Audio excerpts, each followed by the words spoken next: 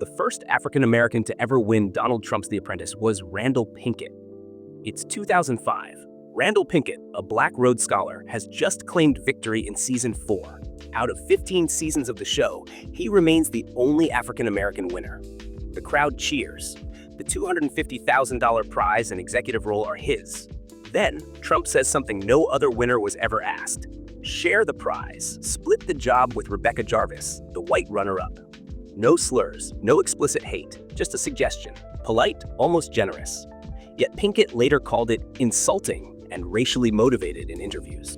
Anyway, Donald Trump, he says, well, Randal, why don't you share this with your competitor? And you were like, absolutely not. I said absolutely not. And I took heat for making the decision not to share the title. And my response to that is, why should I? I was the clear victor. I had a better record, better performance. And by any objective measure, it was a clear victory.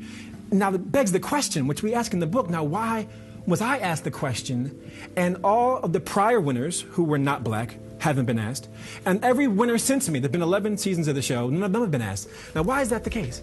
One can only conclude when you see these kinds of nuances that you can't quite make sense of, that race has to be a factor. That there have been 11 seasons, I'm the only person of any color, I'm the only one asked to share the title. It was insulting to me, insulting to lots of people of color, because it just drove home the age-old adage, you have to be twice as good just to be considered equal. And that's the challenge we still face in the 21st what century. has been the Why? And what does it tell us about bias that hides in plain sight? Hello and welcome. In this video essay, we'll dissect how racism can work without a single slur through Trump's character, starting with this apprentice moment. We'll explore subtle bias, power, and why this matters in today's volatile climate. And we'll ask, is this how prejudice thrives today? If you're new here, we unpack the systems and stories shaping our world: politics, culture, power. Subscribe and hit the bell for more context-rich content. Let's dive in. The Apprentice was Trump's stage, a billionaire crowning winners in a meritocracy myth. Randal Pinkett, a telecom executive with a doctorate, dominated Season 4. Strategic, charismatic, undeniable. In the finale, he beat Rebecca Jarvis, a sharp white business reporter. Trump declared him the winner. Then the twist. Why don't you want to share? Trump asked. She's attractive, she's a beautiful girl. Pinkett refused, saying sharing would cheapen his victory. Trump pressed, then backed off. The moment passed, but Pinkett didn't forget. He later called it racially motivated. Why? Because no other winner, 14 of them, all white, was ever asked to share. Not Bill Rancic, not Kendra Todd. Just Randal, the sole Black victor. It wasn't a slur. It was a suggestion, one that felt like it undercut his achievement, framing it as something to be diluted. This moment is a masterclass in subtle bias, racism that cloaks itself in neutrality. Let's unpack it. First, undermining merit. Pinkett's win was historic, but Trump's suggestion reads like a reflex to soften it. Pinkett called it a privileged white men mindset, where a Black man's success needs to be shared, made less threatening. It's not a slur, it's a nudge to keep the status quo comfortable. Pinkett worked a year at the Trump Organization as executive VP, the only person of color at that level. No Black, Latino, or Asian peers.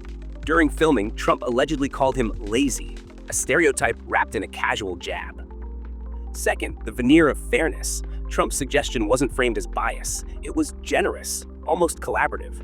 Share with her, he said, praising Jarvis's looks. But that framing reveals a double standard. Why wasn't sharing asked of white winners? It's racism dressed as magnanimity, a pattern seen elsewhere. In the 1970s, Trump's company faced lawsuits for purported housing discrimination, allegedly marking Black applicants' forms with a C for colored. No slurs needed. The system did the work. Birtherism against Obama? A legitimate question, Trump claimed, but it leaned on racial tropes. Third, power and control. Trump's apprentice was about control. His boardroom, his rules. Suggesting Pinkett's share wasn't just about race. It was about keeping the winner's narrative in Trump's hands.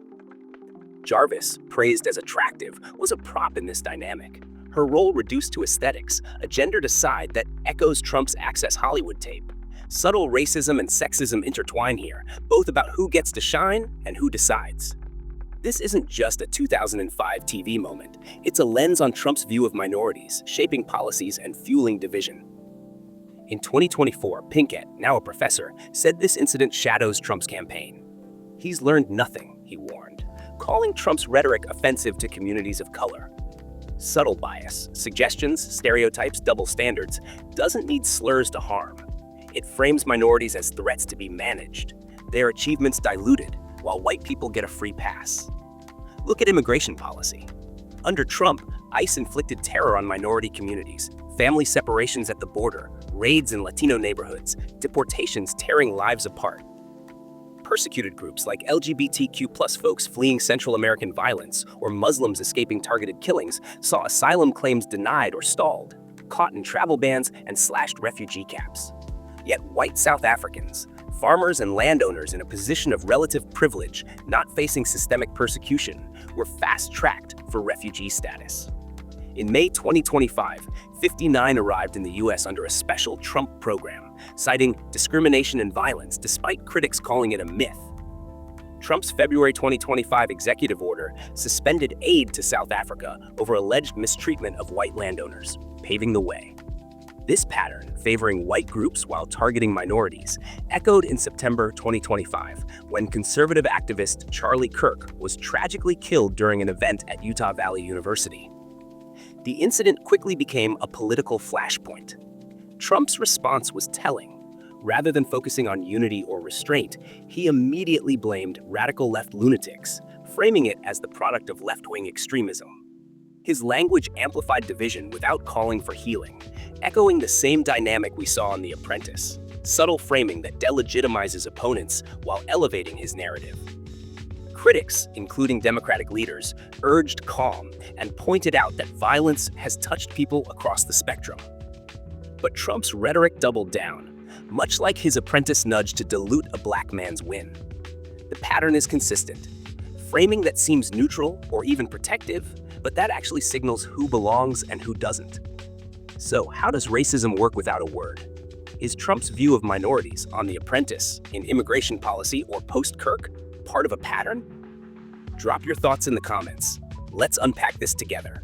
The best comment will be pinned. 6 seconds in a boardroom, one executive order, one speech after a tragedy. No slurs needed, just choices that reveal a worldview. In recent times, as America has grappled with division, this Apprentice moment, Kirk's unfortunate incident, and Trump's policies remind us. Prejudice isn't always loud. Sometimes it's a suggestion, and that's what makes it powerful. Thanks for watching.